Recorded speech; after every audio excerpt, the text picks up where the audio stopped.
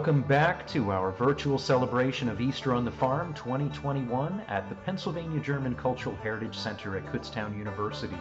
In our next program, we will explore the traditional techniques of Pennsylvania Dutch scratched and binsagraas eggs with seasoned craftsperson Elaine Vardjan of Oley.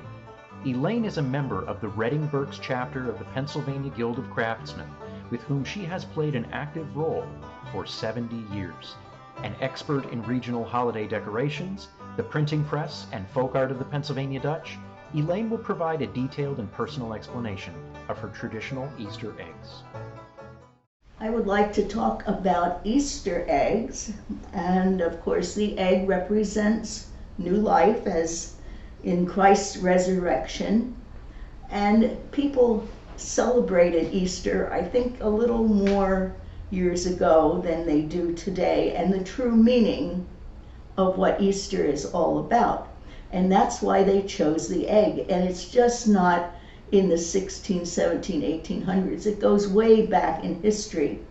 And people celebrated new life coming out of an egg. Well, as a little girl, my grandmother did all sorts of things that are common in the Pennsylvania German culture. And I've been steeped in that, and so I've tried to continue it throughout my life. And some of the first things I remember about Easter eggs, we went to the Berks County Historical Society, and there was a lady by the name of Mrs. Paulsgrove. And Mrs. Paulsgrove had an egg tree. And I have a picture here of the egg tree. I was totally fascinated by all the eggs that she had. And immediately I said to my grandmother, let's make an egg tree. Well, there were people that would not only make an egg tree in their house, but they would have a quince bush usually that they would put eggs that they had blown on the ends. This is before the plastic eggs that the people hang out now.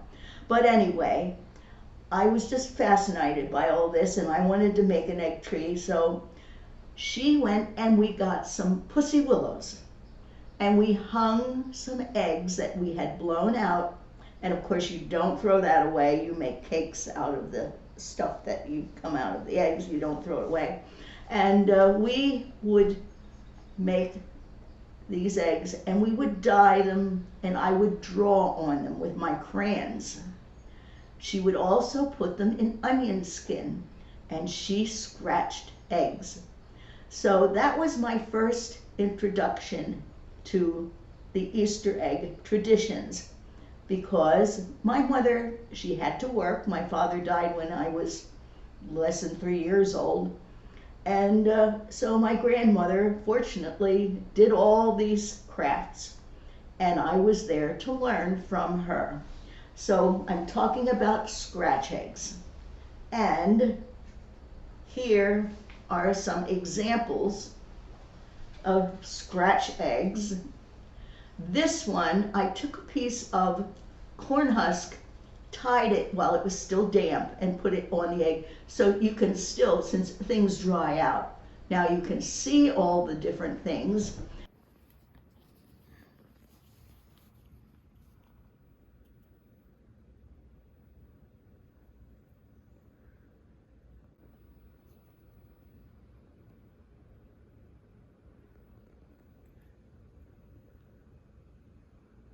I do an egg each year, a scratch egg, for my daughter-in-law.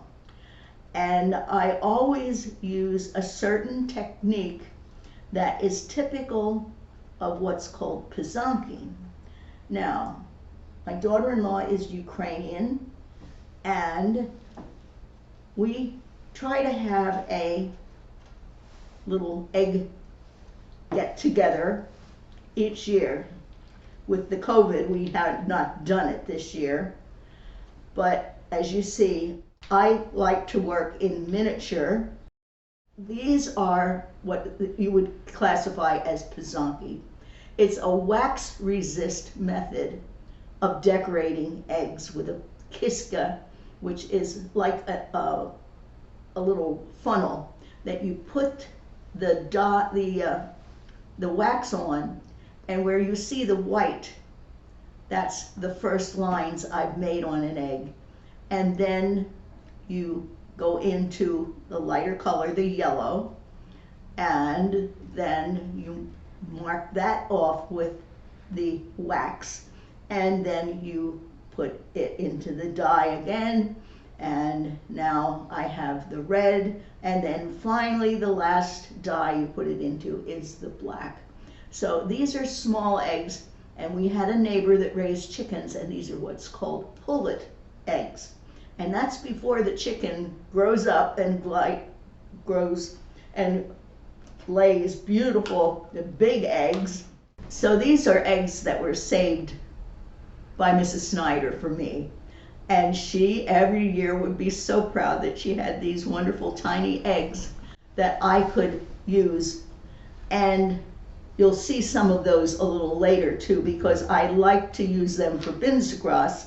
That way I don't have to make too much binsagraas to cover them. I like the little eggs. But I also want you to look at this little basket. My son does what's called StarCraft, and his StarCraft is over the top, so to speak. Those are tiny little stars that he wove into a basket. Here is a large basket that he made, and I want to put the scratch eggs that I've made for my daughter-in-law in that. So he makes all this sort of thing with the stars, and I'll show you some other things he does with stars. This he calls a starburst. Here's 4, 5, 6 stars on that one, and this is called a patch, in which he puts stars on either side of a larger star, and of course everything in miniature for his mother. So here is a nice little piece that he did for me. And he also cuts pieces out and puts another star in the center there with that one. So he does all kinds of unusual things with his stars. And he is on Etsy, so if ever you're looking for anything like that, Etsy.com shop Pennsylvania German folk art papers. And I would like to show you how I do the scratch eggs. My grandmother used a pin.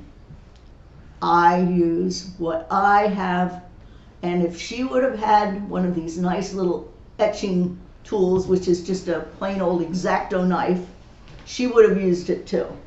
And it's a matter of scraping away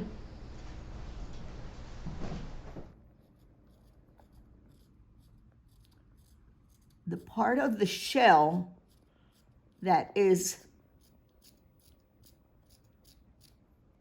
dyed.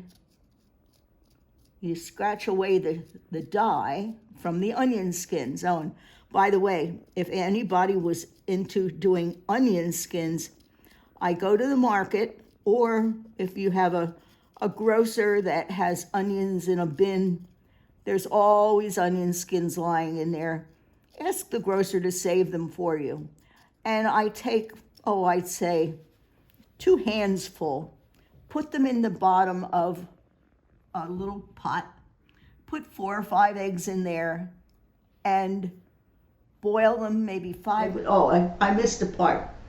Before I do the eggs, I always wash them in white vinegar.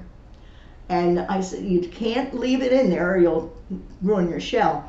But you just sort of wash it with your fingers, dry it off with a paper towel, and then you put it in the water. And I cover them at least an inch or so above the eggs that I lay on the onion skins, and then I might put just a couple more on the top and push them down that everything gets covered. And while they're cooking, I do turn them a few times. That way you don't get spots. That part didn't get covered with the, and I didn't have a whole lot of onion skins, but you see it, I have a beautiful color there. And then it's just a matter of scratching your design. And I'll just do something very simple. I call this feathering. And I would do this all around the egg.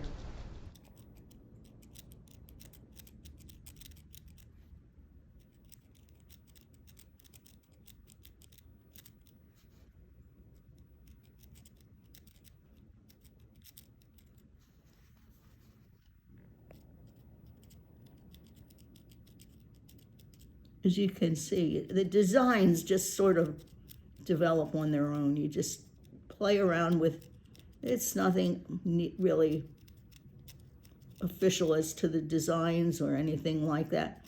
Also, if you don't have any good ideas of your own, look in any of the books. Dr. Shoemaker's book has many examples of the designs that they would put on the egg. Now, I would do that all the way around the egg to delineate the front and the back. And then I'll do a nice design on the front, and then usually just a cross or something else on the back. I always try to date and put my initials on it. I said often people that did these crafts did not sign their work, and then you have to guess by who or what you know about them. And as I talk about my binsagraas eggs, I can tell who made certain ones by the way they finish them, by the way they do other things. So, you know, you don't want to have a detective to figure out who did the egg. So I tell everybody, always sign whatever you do. So that's how you do the scratch eggs. Next, let's talk about egg birds. Now, we have two kinds of egg birds. The first one is the one that is seen in Alfred Shoemaker's book. And this is the example that I brought along of his, here, I'll put it on here. Then it'll stop swinging eventually, and you can get a good picture of it. You just have to be patient. I'm getting a little shaky in my old age.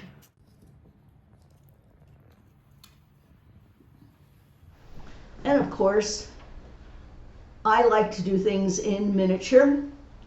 So this is an egg bird done on a pullet egg.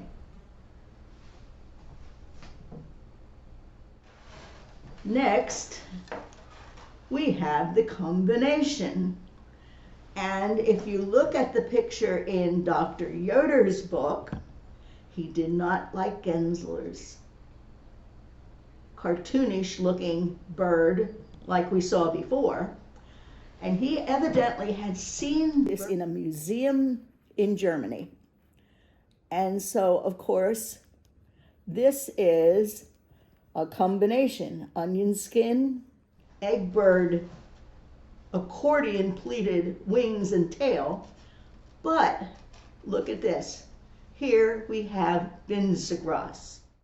So the binsagraas holds the head, the wings in place, and the tail. So I will hang this guy. How's this?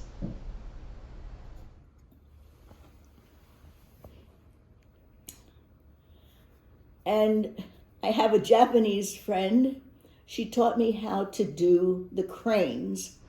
And I thought, how on earth will I do the neck that you see here on this bird? So I simply made a crane and cut his head off.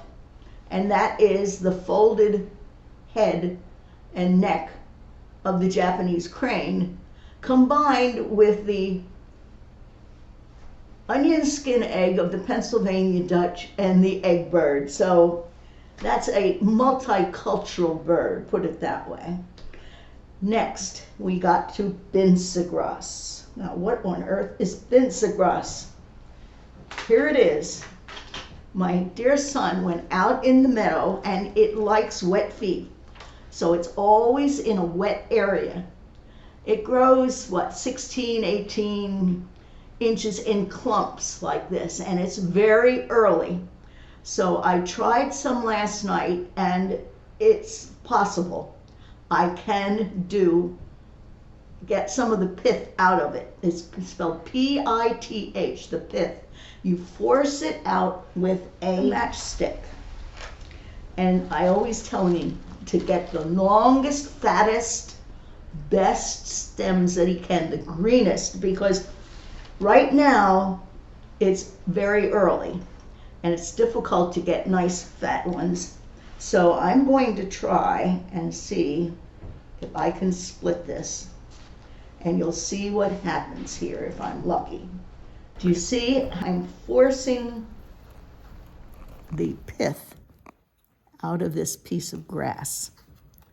And this is what gives you have to pull this apart, and it takes forever to do this, and I'm going to get lucky. You see how it comes out of the stem?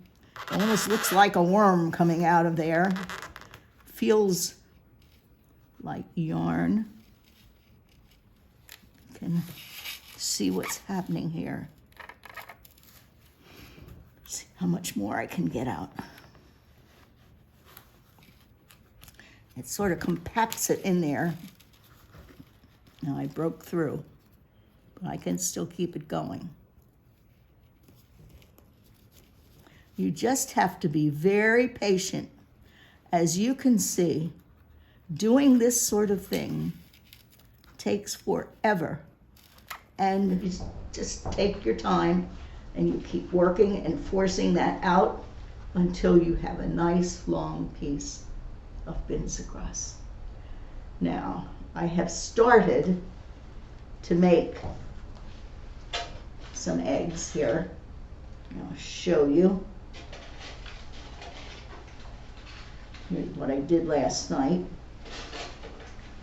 There's a nice long piece.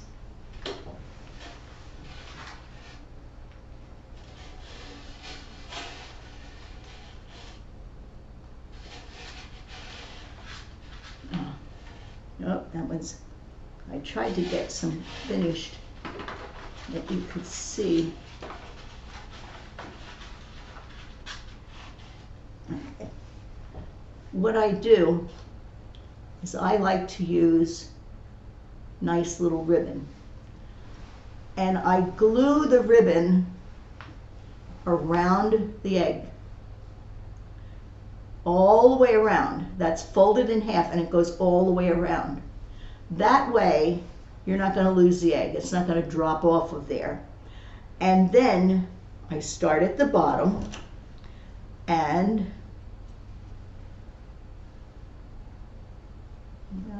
let me use this piece. I start gluing in a circle and keep going around and around until I have it so far.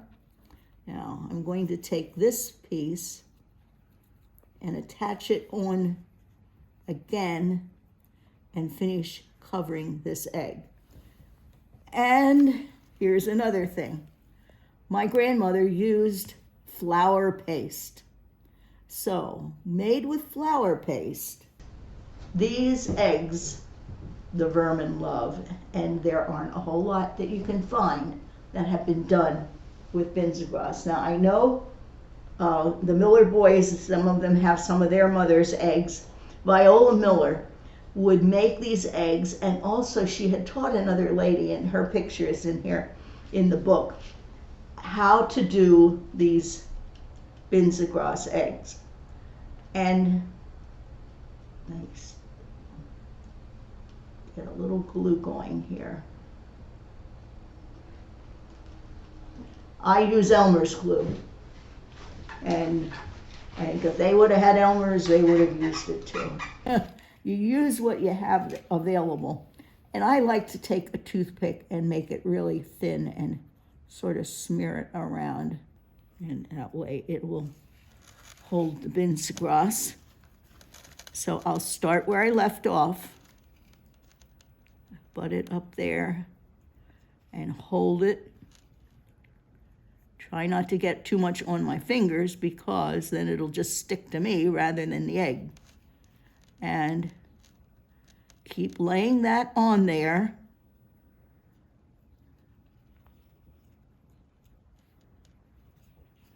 Oh, I ran out of glue. So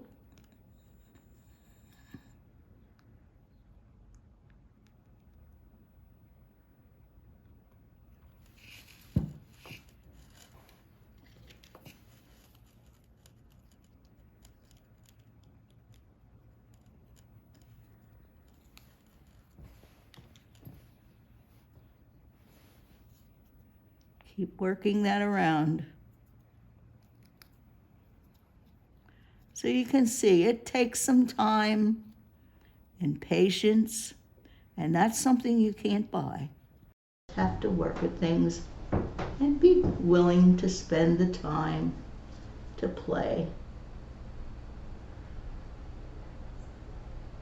Okay, now I so-called reached the end of my rope, have to start another piece.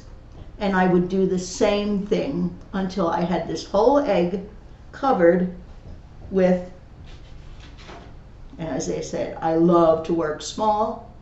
So this one is totally covered. And then, where are my binsagraas eggs? You cut out little pieces of calico. And I have some little pieces here that I've already cut little pieces of, and fortunately I have a friend that's a quilter, and she saves me all her ends that she can't do anything with. Waste not, want not, there's a good saying. And you cut little designs and glue them onto the egg, and there you have a binsagraas egg. And as I said, I like to work small, so I'll put these on the egg tree here.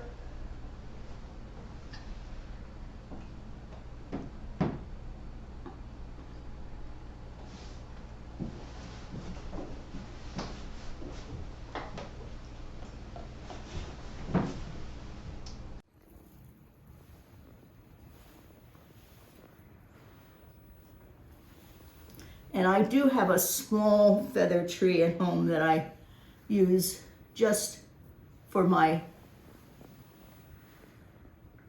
little eggs that I like to do. Oh, here's another one.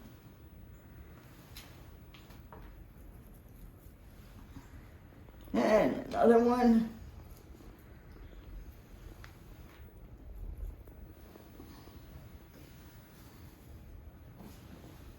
Now, those are the ones I do.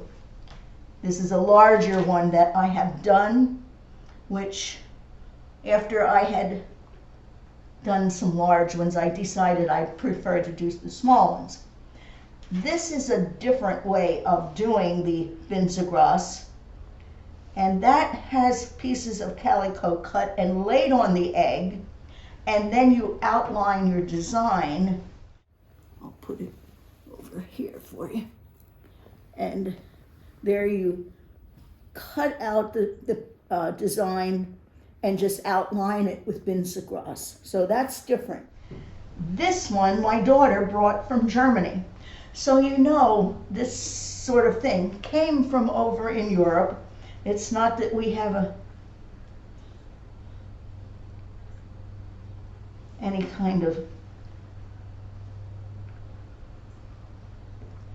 and I just thought this was wonderful. She knows how much I enjoy Easter eggs. So what did she bring me when she came home? She brought an Easter egg. And it is in German script.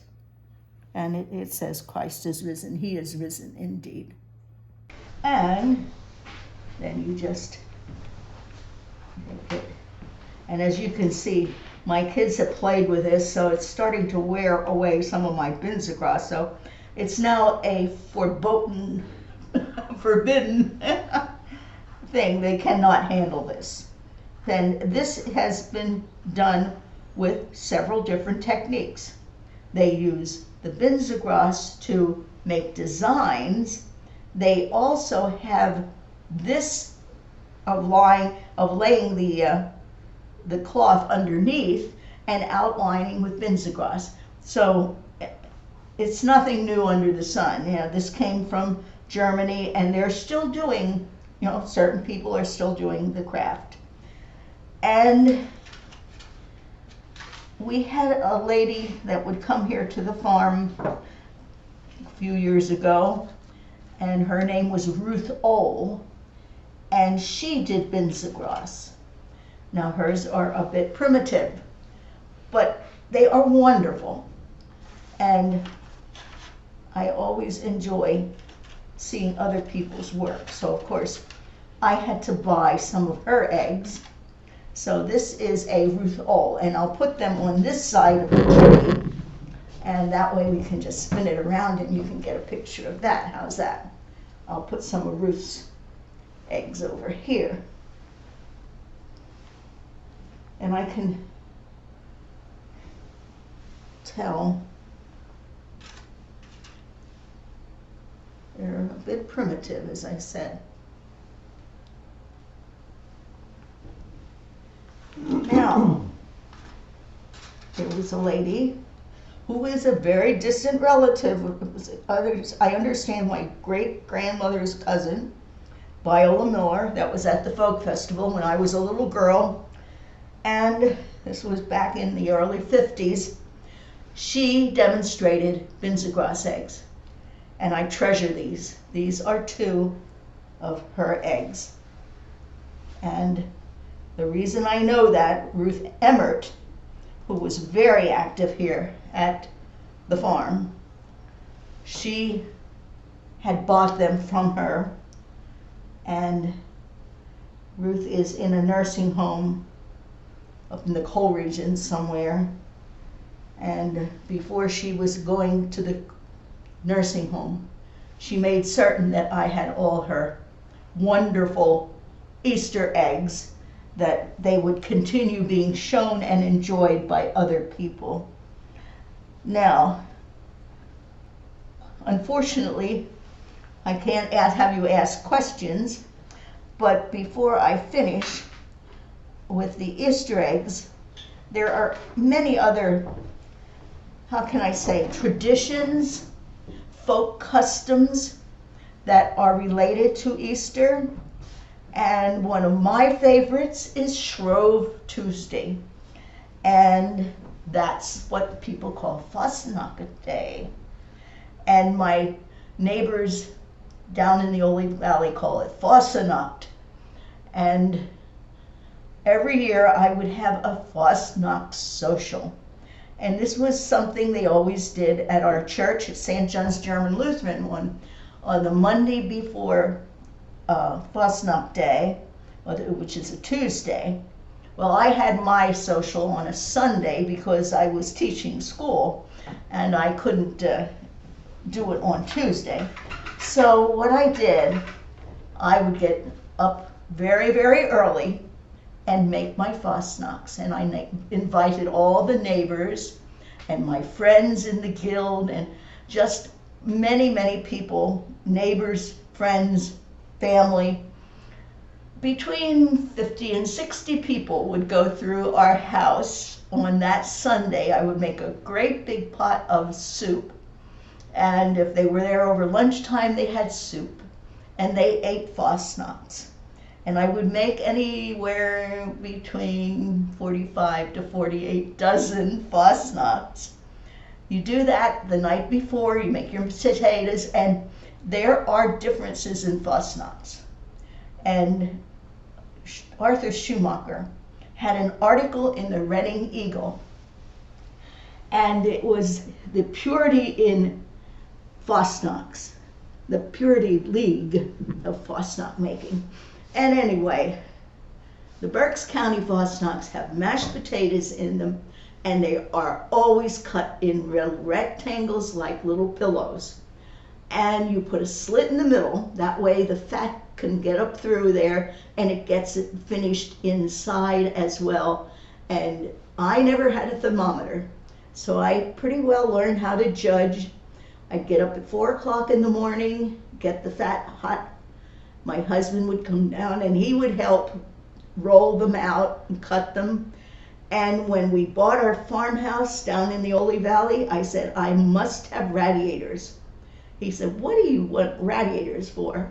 I said, well, the heating system is very important because I raise my Fosnocks on the radiators. So I had all these trays. I would cut them all and then I would fry them. And they would raise up and they were wonderful. So Fosnock Day was always a big day. And of course, Ash Wednesday, the same thing. It was where you took the ashes from the stove, and not so much that I remember her using the stove, the ashes from the fireplace. They didn't usually use the fireplace, but my great aunt and uncle lived up Blue Marsh, and they had a wood stove in the kitchen. And he would take these ashes and was shaking them around. And they said that that way the cattle wouldn't get lice. And he was always doing things like that. So I thought everybody did that. But now I go to church and they put the ashes on me, and now it's a little different. But it's Ash Wednesday. The other thing I do recall is going out and getting the dandelion out in the field, and my mother would go down to the neighbor's field below our house, and she always said the best was underneath the cow flops. And I'll tell you why. It bleached the dandelion. So you had bleached dandelion, and that has a better taste than the real dark. The dark stuff is sort of bitter. And she would make a bacon dressing, to put a hot bacon dressing. We'd take that home and we'd wash it and wash it. And we had always, on Green Thursday, Gruner Donnerstag, that we had the greens and with the bacon dressing, and she'd always cut some onion fine, lay that over, and slice a hard-boiled egg and put a little design. She was always doing things that were pretty. And that's what you did when you didn't have a whole lot of beautiful, beautiful things, china and things like that. And then, of course, Good Friday was more of a solemn day. And then you looked forward to Easter and all the eggs. And I had a great uncle, and he would pick eggs. Now, what on earth is that? We had our hard-boiled eggs, and either you do the butts or the picks. Now, let me show you. Here's the butt end. There's the pick. So he always had eggs in his pocket at Easter, and he'd pull them out and say, give me an egg. Butts or picks, and then you'd go like that. And whose ever egg cracked, you had to give that to the other person. I don't know how many eggs he would eat on Easter Day, but anyway, he was an interesting person. He was raised in the Oley Valley, and he did all kinds of wonderful things with the customs, so to speak. He did a cotton tree at Christmas time, and he would celebrate Easter with the different, especially the eggs that were done with onion skins, as most people did. Many churches today, they no longer give the Easter eggs to the kids at Easter. I know when I went to St. John's, we always got a beautiful big egg with your name on, and it was done by, I think it was Ziff's or Early's or one of those candy shops in the city of Reading, and we always had Easter eggs. And other than that, and you always had to learn a poem or something to say on Easter Sunday. So the children went up front and you had to say your poem. I don't know, is there anything else you would like me to talk about?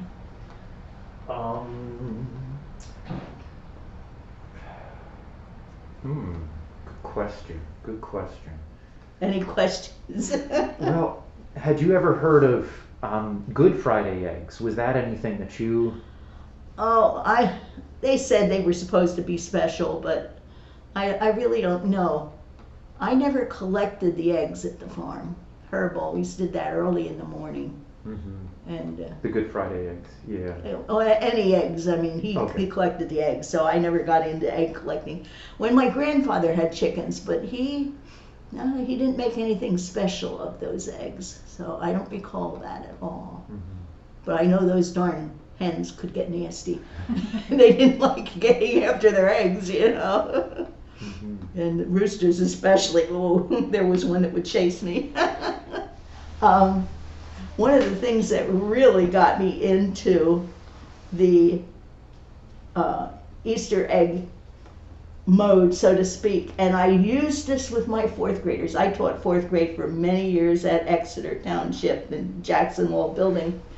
And I used the Catherine Millhouse books because we taught Berks County. And this book is still in publication in a paperback now. But my aunt, actually it was my father's cousin, Dorothy Kaulbach, my great uncle was Irvin Kaulbach, who had the Kaulbach Press. And she had made some Pennsylvania Dutch designs for cards and things like that.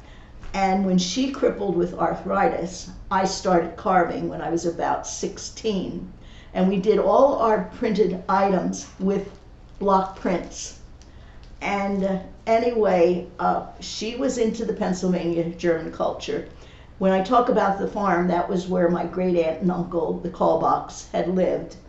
And she did some carvings, and then after she crippled with arthritis, I started carving. And this was one of her designs. She used a lot of butter molds and things she was familiar with.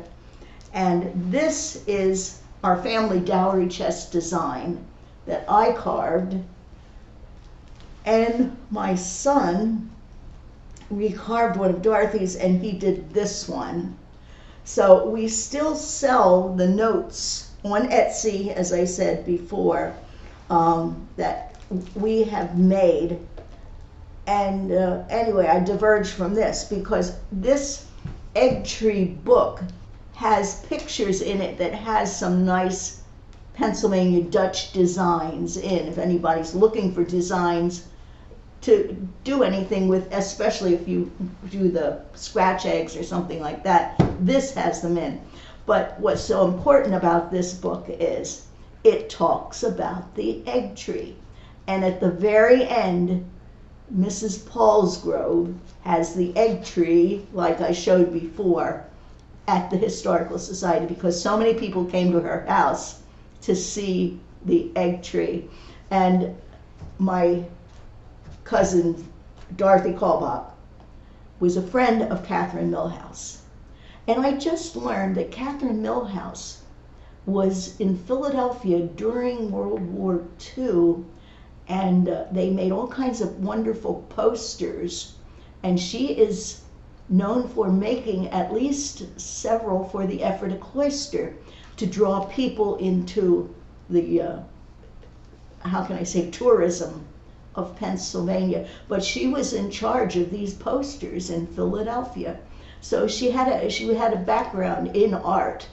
And anyway, she was fascinated by the Pennsylvania Germans and this book as a result of it. And it just is such a nice book. And my aunt gave me every one of Catherine Millhouse's books when the season was appropriate. And I always loved the egg tree. And of course I have them all signed, and now they are in my granddaughter's possession, who is also into collecting books of all Catherine Millhouse's things. So whenever I see something come up, I have to have it of hers. And I have quite a few copies of this that I want to give out to different grandchildren eventually. But this is the one thing that really got me into making my own egg tree and doing my own eggs. And it's a wonderful, wonderful book. And as you notice, it does have the Caldecott medal, which means it is just a wonderful book for children. So if you're in a Pennsylvania Dutch atmosphere and you want to foster the culture, here it is. Use some of Catherine Milhouse's books. The Egg Tree with Bells On, Skip-Hack School, let's see, Apollonia's Valentine. I love that one too. So we went from one holiday to another. And I still make lots of Valentines. In fact, I did that for my great-granddaughter this year. I did a Scherenschnitt Valentine for her to put on her window, and I had them trace her little hand. And I did a heart-in-hand woven Valentine in her hand that each year I want to do one. Oh. So these are the things I play with. It's wonderful. Elaine, I have one last question for you. When did you start getting involved with the Pennsylvania German Cultural Heritage Center? When did you start? Here. Yes. Oh, you had just come back from up at Lenhartsville, I believe it was. I know I helped clean out some things and bring them down. Mm-hmm. Yeah. So I don't know what year that was. Darlene would know. Okay. Yeah. But Ruth Emmert was the one knew that what I liked to do. Mm-hmm. I had known Ruth for many years through the guild. She was a guild member. And she said, Elaine, you must, when you retire, you must come to the guild. Well, it was before I retired, but anyway. So it must be 20 years. Would it be that long? Oh my goodness. But I've been at the Folk Festival since I was 12. So that's almost 70 years. Wonderful. Wonderful. Well, thanks so much for joining us today, Elaine. Oh, my pleasure.